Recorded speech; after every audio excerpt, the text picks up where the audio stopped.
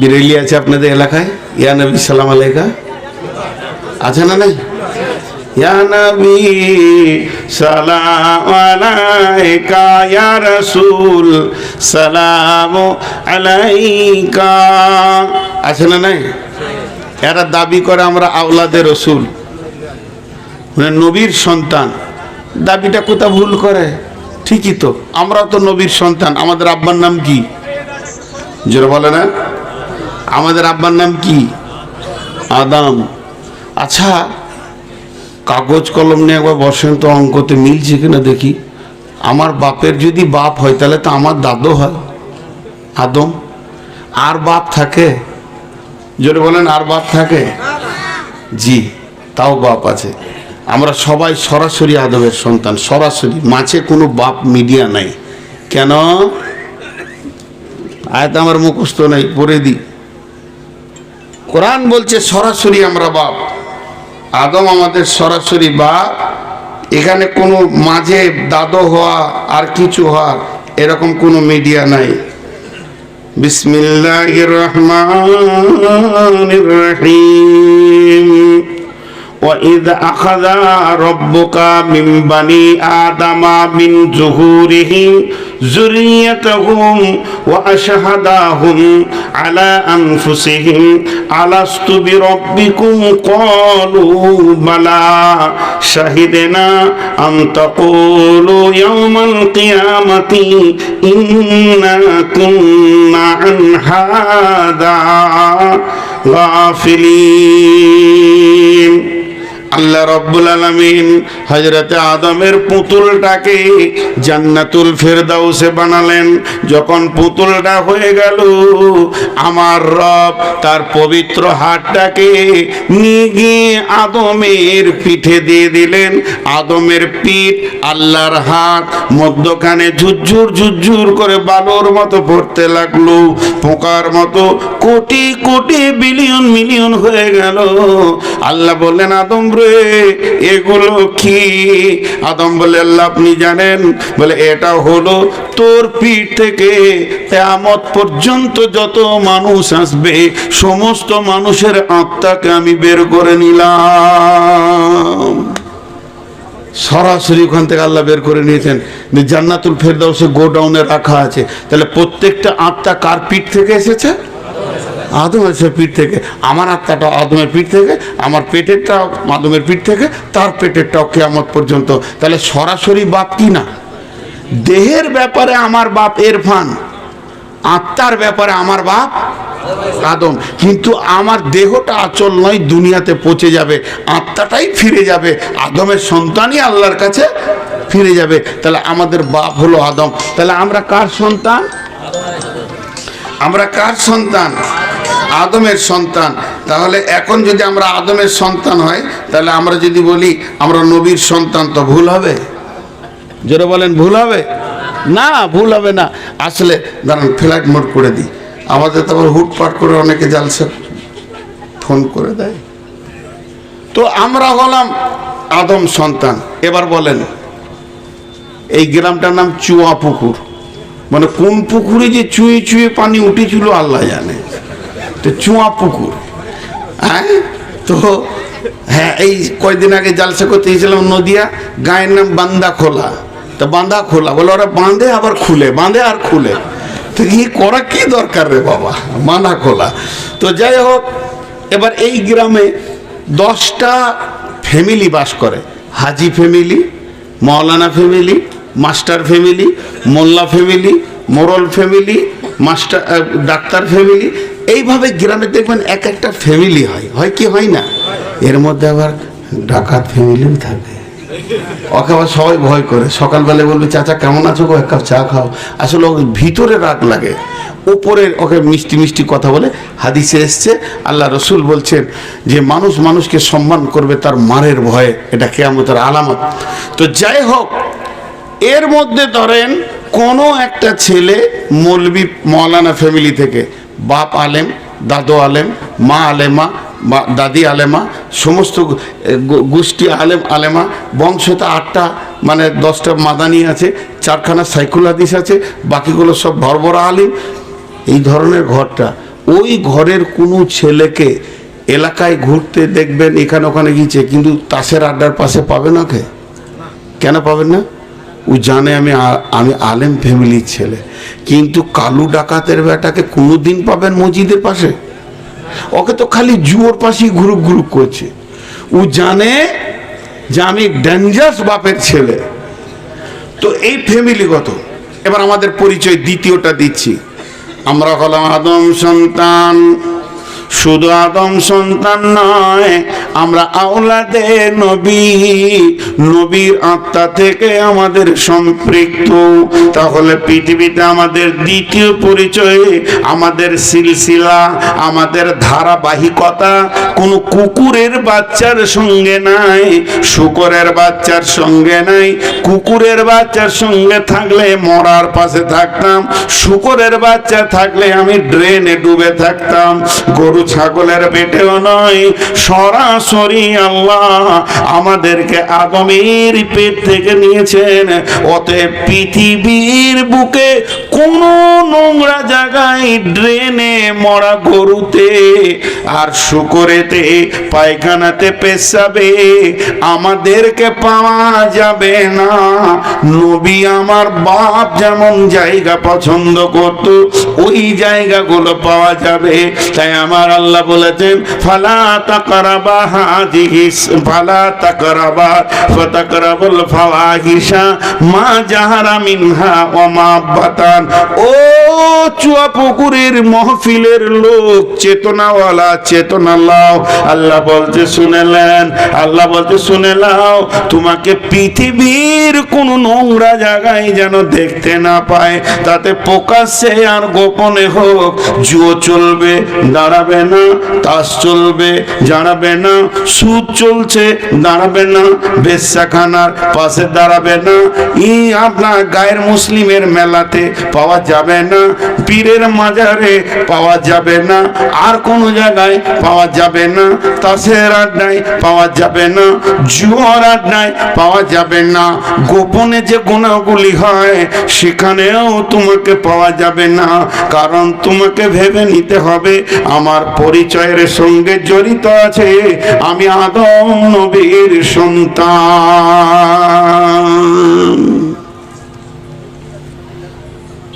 জি, লোহাটা কে বানিয়েছে? লোহা কে দিয়েছেন? আল্লাহ। এবার লোহাটা ছিল রড, ঠুকে ওকে কি বানানো হলো? হ্যাঁসোয়া, নাম চলে এলো অন্য। এবার তো কাজ আছে। এতক্ষণ লোহা পড়েছিল, ততক্ষণ কাজ ছিল না। এবার কাজ আছে কি না? যখন ওকে কোনো একটা বস্তু, কোনো একটা অস্ত্র বানানো হলো, তার মানে ওর কাছ থেকে কাজ নেওয়ার জন্য বানানো হচ্ছে। এটা এইটুকুন লোহা 1 কেজি আপনি কিনে আনলেন, যে কামারকে দিলেন। জি, আমি যেমন আমার পরিচিত বাসের ড্রাইভার এলাকায় অনেক আছে, একজনকে খুব ধরলাম, ভাই আমি একটা ভালো কাটারি বানাবো, কাঁচা বানাবো, তো ওই বাসের পাতিতে নাকি ভালো হয়, তো দাও, এনে দাও। বলছে ঠিক আছে, আমি গ্যারেজ থেকে এনে দেবো। এমনি নিয়ে চলে আসবে না, ও পয়সা নেয়, নেবে, চেয়ে আনবে, পয়সা দিয়ে আনবে। তো চেয়েই এনেছিল। বলছে আমি বললাম যেটা নিব, একজন মৌলানা নেবে, তো গ্যারেজ বললো যে নিয়ে যান। আমাকে দিল, আমি কামার সালে নিয়ে গেলাম, যে মডেল তৈরি করো, ভালো যেন বাঁশ কাটা হয়, করে দিল। তাহলে ও একটা কাজের জন্য তৈরি হয়ে গেল। এতক্ষণ ছিলাম আল্লাহর গোলাম, তারপরের পরিচয়টা হলো আমি আদম সন্তান, গরু ছাগল নয়।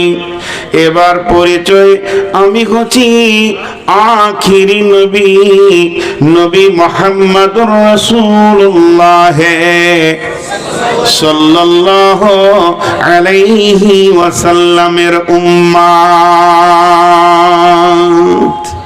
এবার কাজ বেরিয়ে এলো।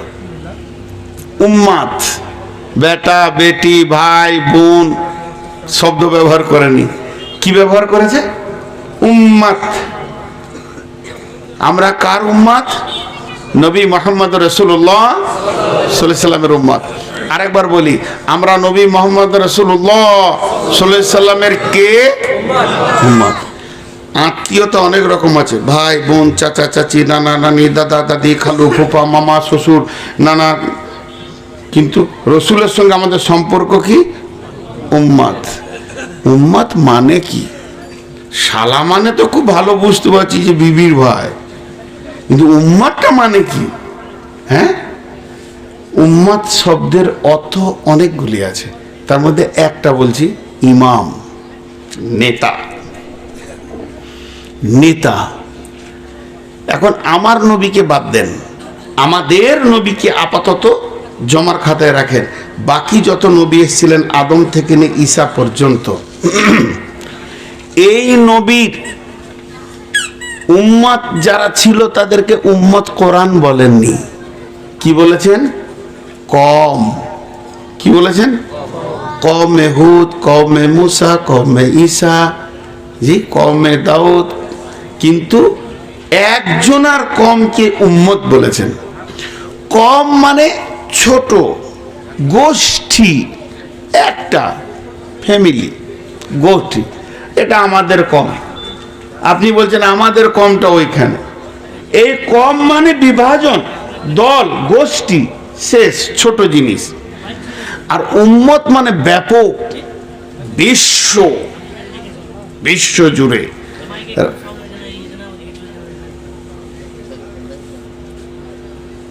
আমাকে বলছে মাইকে সাউন্ড হচ্ছে, আমি কি করবো? ও মাইক ম্যানকে বলছে, তো মাইক ম্যানকে আস্তে করে বললি আমার কানে ওটা আসবে কেন? হ্যাঁ, এর থেকেও জোরে চিল্লাইতে হবে। মাইক ম্যান ভাই দেন আর 8 মতো সাউন্ড বাড়ান। মাইক ম্যানরাও খুব বদমাস, ওরা চট করে সাউন্ড বাড়াতে চায় না, ওরা খালি ইউনিটটা যেন বেঁচে যায়, বেশি পটাশ করে কেটে যাবে দুটো, বাস। এটা একটা বিষয় আছে, মাপটা ঠিক রাখে। বেশ, উম্মত আর কমের পার্থক্যটা করে দিই। কেমন? মুসা নবী কি বলি? মুসা নবীর দায়িত্ব ছিল তাবলীগ করা। তাবলীগ কে করবে? নবী। আর তার কম কি করবে? ওর পেছনে পেছনে গিয়ে ওকে সাহায্য করবে। ওর খাওয়া দরকার, শোয়া দরকার, ওর শরীরে ক্লান্তি আছে, কেউ মারতে এলো, এ মারবি না, আল্লাহর নবী। এটা হলো অন্য নবীদের। তাবলীগ কে করবে? নবী। আর কম কি করবে? তাকে সাহায্য করবে। কমের অধিকার ছিল না কোনো লোককে বলি এ সুদ ছাড়, তো মুসা তখন বলবে তুই নবী, তুই বললি কেন? বুঝতে পেরেছেন কিনা? আমি বোঝানোর জন্য বলছি আর কি, বলেছেন এটা বলছি না। তার মানে ওর বলার অধিকার নাই। একজন ডাক্তারখানা ঢুকছে কাশতে কাশতে, আর বলছে স্যার একটা ইঞ্জেকশন আর 2টো ট্যাবলেট আর একটা সিরাপ লিখে দেন। তা ডাক্তার অবাক যে রুগী সব বলে দিছে।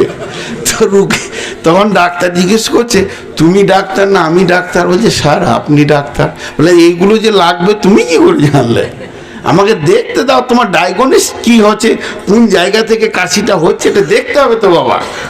বলছে তাহলে দেখেন, ও ঘর থেকে মুখস্থ করে এসেছিল আর কি, 2টো ট্যাবলেট আর একটা সিরাপ নিয়ে ঘর চলে আসবে, একটা ইঞ্জেকশন, কিন্তু তা হচ্ছে না। তা এই হচ্ছে অন্য নবীদের ব্যাপার। দলিল, হযরতে নবী মুসা ছোটতে আগুন তুলে নিয়েছিলেন, জীবে লম্বা ঘটনা, তার জন্য তোতলা হয়ে গেছিলেন। নবী মুসার কথা সমস্ত কম ঠিক মতো বুঝতে পারত না। তখন নবী মুসা আল্লাহর সঙ্গে কথা বলতে গিয়ে বলছেন, ও আল্লাহ আমি তো তোতলা, আমার কথা সবাই বুঝতে ঠিক মতো পারছে না, তো আমার ভাই হারুনকে আমার সঙ্গে দিয়ে দেন, আমি যা বলবো হারুনকে, আর হারুন লোককে বোঝাবে। আল্লাহ বলছে নবী লয়, এই কাজ আল্লাহ, হ্যাঁ ওকে সাথে দিব, তাহলে আগে নবুয়তিটা দিই, সার্টিফিকেটটা পাঠাই। নবুয়তি দিল, তারপরে কাজে নামালো। আরেকটা দলিল কি, মুসার কমকে ফেরাউনের দল তাড়ছে, তাড়তে তাড়তে নীল নদের ধারে নিয়ে চলে গেছে। তখন এই কম বলছে, এ মুসা মরতে আসি নাই, ইমান এনেছি কিন্তু মরতে আসি নাই, ব্যবস্থা লে। নবী মুসা বললেন, লা তাহজান ইন্নাল্লাহা মা'আনি, হে আমার কম তোমরা ভয় করো না, আমার সঙ্গে আল্লাহ রয়েছে। তাহলে আসলে মুসার সঙ্গে আল্লাহ নাই, এই কাজটা তাবলীগ এমন একটা কাজ, যে করবে তার সঙ্গে আল্লাহ থাকবে। আপনি এখনই বেরিয়ে যান কারো ঘরের দরজায়, আল্লাহ আপনার সঙ্গে থাকবে। এটা ওয়াদা কোরআনের। ওমান আহসানু কাওলাম মিম্মান দাআ ইলাল্লাহ ওয়া আমিলা সালিহান ফাকালা ইন্নানি মিনাল মুসলিমিন। বিরাট ব্যাখ্যা আছে, আমি ওদিকে যাচ্ছি না। তো মুসার সঙ্গে আল্লাহ আছে। চলেন আমার নবীর কাছে। আমার নবী উম্মত আমাদেরকে বানিয়ে দিলেন, আর সবাইকে ইমাম বানিয়ে দিয়ে চলে গেছেন যে আমার সমস্ত উম্মত কুল্লুকুম রাইন, প্রত্যেকটা উম্মত আমার কমান্ডার, সবাই কাজ করবে, বিনা নবুয়তিতে কাজ করবে। এত নবুয়তির দরকার নাই, পাওয়ার দিয়ে চলে গেছেন। কেনে যখন বিশ্বনবীকে মারার জন্যে আবু জাহেলের দল ওঁত পেতে লেগেছিল, তা আল্লাহ রসুল কোন গাড়ে 3 রাত 3 দিন ছিলেন? গাড়ে শৌরে গেছেন? কোনো দিন যাবেন না, খবরদার। গেলে পয়সা নষ্ট, দেহ ক্লান্তি, অনেক খরচা, রাস্তায় কষ্ট পাবেন, খবরদার। হজ উমরা করে নাকি? পাগলরা করে, যাদের হুঁশ নাই তারা করে, এত টাকা নষ্ট করে। তার থেকে বাজারে এক কাটা জায়গা কিনবেন, একটা দোকান হবে, সুদ বাটপাড়ি করে দুনিয়া চলবে, খবরদার ও রাস্তায় পা বাড়াবেন না। কত সুন্দর জ্ঞান দিলাম। বদরুদ্দোজা নাদভি বায়ান করছে এখানে, এই বোস্টম ডাঙায়, সুদ হারাম, মদ হারাম, জুয়ো হারাম, গাঁজা হারাম, বিড়ি হারাম, গুটকা হারাম, হারাম হারাম হারাম, সব কটায় হারাম বলে দিয়ে চলে গেল। ওর পরবর্তীতে আমি আছি, উঠে বললাম সব হালাল, খামোকায় ছাড়বেন না। বেটা ছেলে দুটো সিগারেট খাবে না, এটা কোনো মানে হলো নাকি? এক বোতল মদ খাবে, মাস্তানি দেখাবে, বেটা ছেলে কি হিজড়ো হয়ে থাকবে নাকি? সাত চালিয়ে যান, যে যত পারবেন, সমস্যা নাই, খালি জাহান্নাম যেতে হবে।